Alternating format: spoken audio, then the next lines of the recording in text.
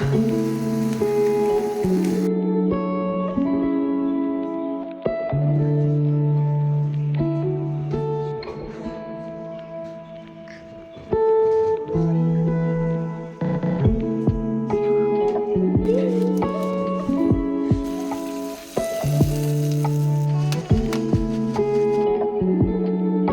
वालेकुम एवरीवन, कैसे हैं आप सब लोग। उम्मीद करती हूँ कि आप सब लोग बेहतर होंगे, खुशहाल होंगे और मज़े में होंगे। अल्हम्दुलिल्लाह हम लोग भी सभी बेहतर हैं। मेरे सभी प्यारे प्यारे यूट्यूबर्स और मेरे सब्सक्राइबर, मेरे व्यूअर्स का बहुत बहुत शुक्रिया। बस ऐसे ही अपना प्यार मेरे साथ बनाए रखें और ना कमेंट बॉक्स में मुझे बताया ज़रूर करें कि आप लोगों को मेरी वीडियो कैसी लगती है। जब मैं ना आप लोगों के कमेंट्स पढ़ती हूँ तो मुझे बहुत अच्छा लगता है, मैं मोटिवेट भी होती हूँ नेक्स्ट वीडियो के लिए। और मुझे मतलब मेरी जो कोशिश होती है वो यही रहती है कि मैं अच्छी से अच्छी वीडियो आप लोग के साथ शेयर करूं। तो आज मैं यहाँ पे ना आप लोग के साथ 5 to 10 मिनट्स की जो क्लीनिंग रूटीन होता है ना वो शेयर कर रही हूँ कि अगर ये हैबिट्स हम लोग अपने अंदर ले आते हैं तो यकीन माने हमारा घर ना 24 घंटे एकदम से नीट एंड क्लीन रहेगा। तो सबसे पहले तो ये कि हम लोग कुकिंग के बाद अपनी किचन को एकदम से तो क्लीन वो कर भी दें। मैं इसी फिर टाइम पे वो ही मील साथ के कोई सी साथ भी हो, लगाती चलती ब्रेकफास्ट, हूँ, लंच, क्योंकि डिनर, हम लोग जब कुछ अपने भी हो एक्टिव सकता मोड है, में या फिर आ ऐसे जाते ही हैं आप तो लोग कोशिश स्नैक करते वगैरह हैं भी कर कि सकते ज़्यादा हैं। से ज़्यादा हम लोग अपने नेक्स्ट हैबिट कामों को है निपटा कि सकें। हम लोग ना आप लोग भी जो इसी अपने तरह से बर्तन कर वगैरह सकते हैं। धोए हुए होते हैं ना तो उनको फटाफट से हम लोग उन्हीं की जगह पर जचा दें। अक्सर करके ऐसा होता है कि हम लोग ना बास्केट में बर्तन धो धो के रखते रहते हैं और बास्केट इतनी भर जाती है कि फिर ना वो धुले हुए बर्तन भी एक मैस क्रिएट करते हैं।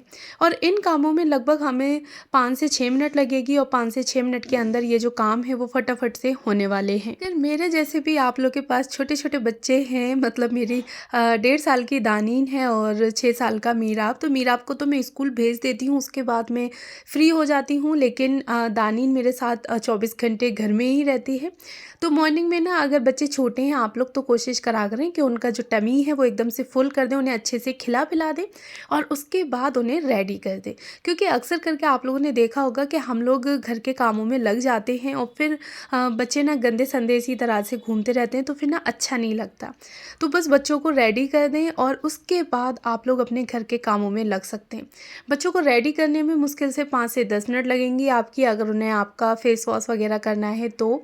और अगर बात दिलाना है तो 15 मिनट लगभग, इससे ज़्यादा आपको टाइम नहीं लगेगा। लोगों के किचन के ना काफ़ी सारे आइटम ऐसे होते हैं जो कि खाली हो जाते हैं यूज़ होते होते, लेकिन हम लोग उनको ऐसे ही चलाते रहते हैं। और फिर ना जब कुकिंग कर रहे होते हैं हम लोग तो फिर हमें उस टाइम पे ज़रूरत पड़ती है, फिर हम लोग भाग भाग के जो हमारी ग्रॉसरी रखी होती है यानी कि थैलियों में पैक, तो फिर हम वहाँ से निकाल निकाल के लाते हैं और फिर उनको यूज़ करते हैं। तो उसमें ना हमारी जो कुकिंग का टाइम होता है वो डबल हो जाता है। लेकिन अगर वहीं हम लोग 5 से 10 मिनट अपने आप को दें, और कोई भी आप लोग वीकेंड का दिन ले सकते हैं या फिर जब भी आपको लग रहा है कि आपकी ये चीज़ खाली हो गई है तो आप उसको रिफ़िल कर दें, यानी कि फ़िल कर दें। तो उससे ये होगा कि कुकिंग में आपका जो डबल टाइम जाएगा ना तो वो टाइमिंग आपकी बच जाएगी और आपके जो सामान है वो टाइम टू टाइम रिफ़िल होते रहेंगे। मेरी आदत यही हो गई है, यानी कि मैं कोशिश करती हूँ कि जो भी मेरे जार वगैरह खाली हो गए हैं दालों के, मसालों के, तो पहले तो मैं उनको वॉश कर देती हूँ। और अगर जैसे मुझे पता है कि हाँ मैंने पिछले वीक ही वॉश किए थे और वॉश करने की ज़रूरत नहीं है तो बस मैं उन्हें रिफ़िल कर देती हूँ और पोंछ के अच्छे से वाइप करके उसी के जगह पर रख देती हूँ। सरसों का तेल हम लोग जहाँ रखते हैं ना तो आप लोगों ने देखा होगा कि नीचे की जो लाइनिंग होती है वो तेल की वजह से ना चिकनी चिकनी हो जाती है। तो उसके नीचे या तो आप लोग न्यूज़पेपर लगा सकते हैं या फिर कोई भी कपड़ा। तो मैं ना एक कपड़ा लगा के रखती हूँ, यानी कि न्यूज़पेपर के ऊपर थैली लगा रखी है और उसके ऊपर ना एक मेरा आपकी टी शर्ट ख़राब हो गई थी, छोटी हो गई थी, तो उसका एक कपड़ा कट करके मैंने लगा दिया है।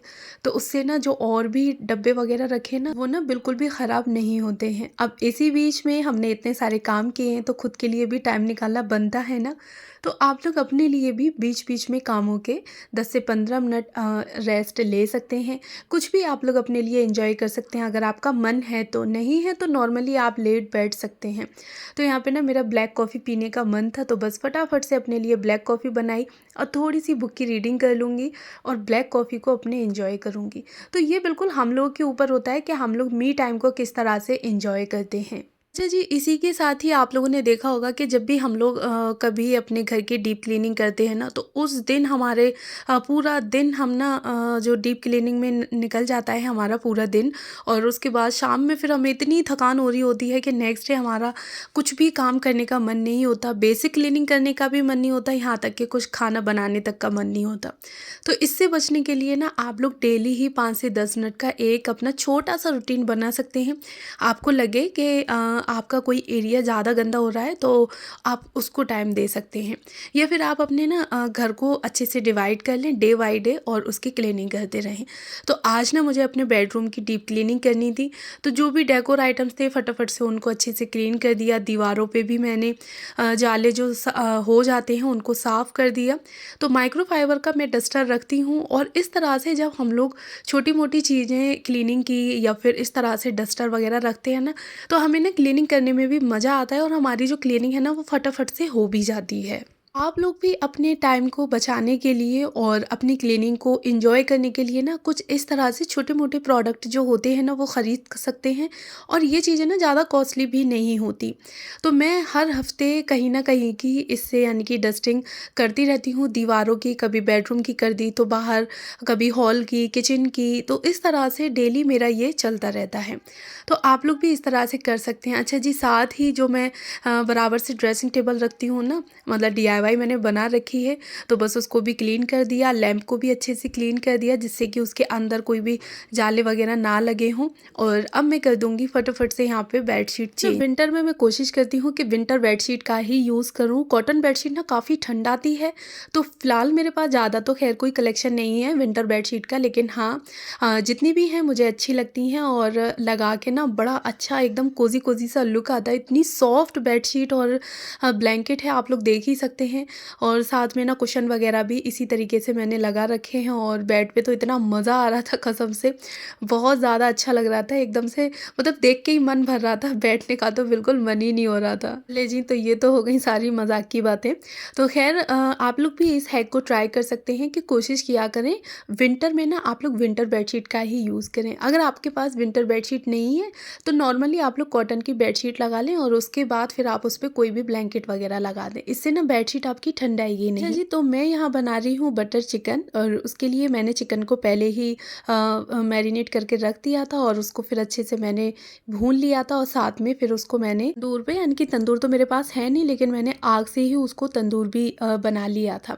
उसके बाद फिर मैंने यहाँ पे दही लिया है और क्रीम ली है, उसमें मैंने ग्रीन चटनी ऐड कर दी, अच्छे से दही और क्रीम को फेंट लिया। उसके बाद ग्रीन चटनी ऐड की है, थोड़ा सा जीरा पाउडर, थोड़ा सा गरम मसाला, और साथ ही मैंने यहाँ पे नमक ऐड कर दिया है। तो बस ये हमारी जो क्रीम है वो बन के तैयार है। और उसके बाद चिकन ना मैंने थोड़ा और गर्म कर लिया था, क्योंकि हस्बैंड खाना खाने आए थे, तो फिर ठंडा चिकन ना अच्छा नहीं लगता। तो बस चिकन को गर्म कर लिया है, यहाँ पे ऐड कर दूँगी, और बस ऊपर से खूब सारे बटर का हम लोग इसमें देंगे तड़का। तो बटर को ना हमें अच्छे से मेल्ट कर लेना है, और मेल्ट करने के बाद बस इसके ऊपर हमें डाल देना है। तो ये बहुत ही अच्छी रेसिपी लगती है, यानी कि बटर चिकन आप लोग इस तरह से कभी ट्राई करके देखिएगा। जो दिल्ली का फेमस है ना असलम बटर चिकन, तो बस वही वाला मैंने बटर चिकन ट्राई किया था। ना आप लोगों ने देखा होगा कि हम लोगों की अलमारी में ना कपड़े बहुत सारे हो जाते हैं, क्योंकि गर्म इनर होती है, डेली बेसिस के जो कपड़े होते हैं वो, साथ ही जो स्वेटर पजामी गरम, तो बहुत सारे कपड़े हो जाते हैं, और ख़ास करके ना बच्चों के तो बहुत ज़्यादा होते हैं। तो उसको हम लोग किस तरह से अरेंज करें जो कि कम जगह में, यानी कि ज़्यादा स्पेस भी ऑक्यूपाई ना करें और कम ही जगह में आ जाए। तो ये देखें, मैंने पहले सारे कपड़ों को अच्छे से फोल्ड कर लिया, और जो सेट होता है ना तो वो सेट बना के रख लिया है। और एक बास्केट में मैंने जितने भी दानीन के स्वेटर पजामी को मैंने अंदर रख दिया। तो जब मैं एक निकालूंगी, यानी कि स्वेटर निकालूंगी, तो पजामी उसी के ही साथ आ जाएगी, और इस तरह से मैंने बास्केट में लगा दिया है। तो सारे कपड़े बहुत ही अच्छे से इसमें आ गए। तो जो भी गर्म थे, यानी कि वूलन के कपड़े थे ना, तो वो मैंने एक बास्केट में रखे हैं, और ठंडे जो इनर वगैरह होती हैं, पजामी हैं, अंदर विंटर की इनर होती है बेस्ट जो बोलते हैं, तो वो सारी चीज़ें मैं इस बास्केट में रख दूँगी।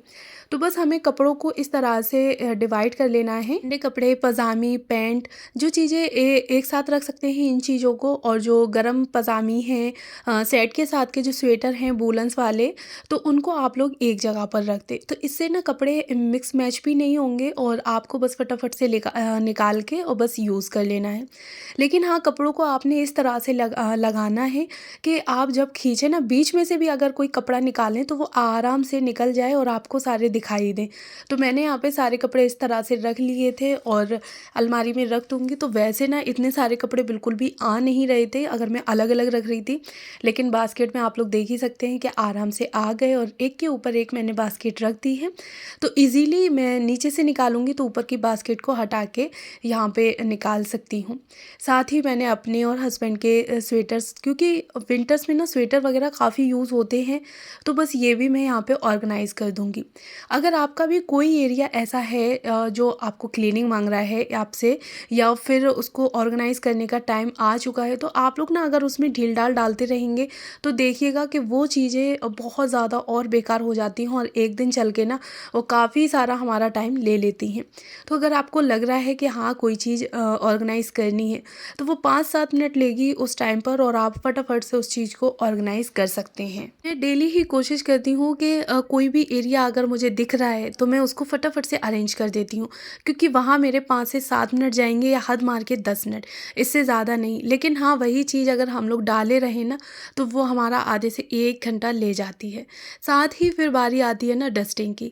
आप अपने घर के जो जगह हैं, यानी कि डस्टिंग की जितनी भी जगह हैं, आप उनको डिवाइड कर लें। डेली अगर आपका घर बड़ा है, आप आधे से 1 घंटा डेली डस्टिंग के लिए नहीं दे सकते हैं, तो 5 से 7 मिनट आप डिवाइड कर लें और किसी दिन एक रूम की डस्टिंग कर दी, किसी दिन एक रूम की। आपको पता भी नहीं चलेगा और आपके घर में कहीं भी धूल मिट्टी आप लोग देखेंगे कि किसी भी डेकोर आइटम पे आपको बिल्कुल भी नहीं दिखेगी। बहुत सारे काम हमारे ऐसे होते हैं जो कि 5 से 7 मिनट में, हद मार के 10 मिनट में ख़त्म हो जाएंगे, लेकिन हम लोग अपने आलस की वजह से उनको डाले रहते हैं और फिर जब हम एक दिन लगते हैं ना, तो वो हमारा पूरा एक दिन चला जाता है। साथ ही ना हम लोग परेशान होते हैं वो अलग, पूरे दिन की थकान होती है वो अलग। और मुझे तो घर को डेकोर करने का बड़ा ही शौक़ है, तो मैं कोशिश करती हूँ घर के हर एक कॉर्नर को डेकोर करने की। अच्छा जी, इसी के साथ बात करते हैं ऑर्गेनाइज़र की। तो हम लोग ना महंगे-महंगे हमें ऑर्गेनाइज़र ख़रीदने की ज़रूरत नहीं है।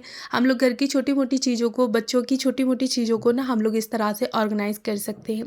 तो ये देखें, इस बॉक्स में ना पार्सल आया था, तो बस पार्सल को तो मैंने निकाल के रख लिया और इस बॉक्स को मैंने यहाँ पे बहुत ही अच्छे से दानिन की जितने भी टोपे थे ना, यानी कि कैप वूलन की, तो बस मैंने उनको यहाँ पे ऑर्गेनाइज़ कर लिया। और पिछली वीडियो में मैंने ये जो सॉक्स का भी आप लोग के साथ आइडिया शेयर किया था।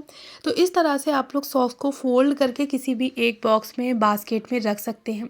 अगर आपके पास बास्केट नहीं है तो कोई दिक्कत नहीं है, ना ख़रीदें, ना परचेज़ करें, लेकिन इस तरह के कार्डबोर्ड बॉक्स वगैरह हम लोगों के घर पे काफ़ी सारे होते हैं, जिन्हें कि आप लोग परचेज़ करने की भी ज़रूरत नहीं पड़ेगी और आपका घर आराम से ऑर्गेनाइज़ हो जाएगा।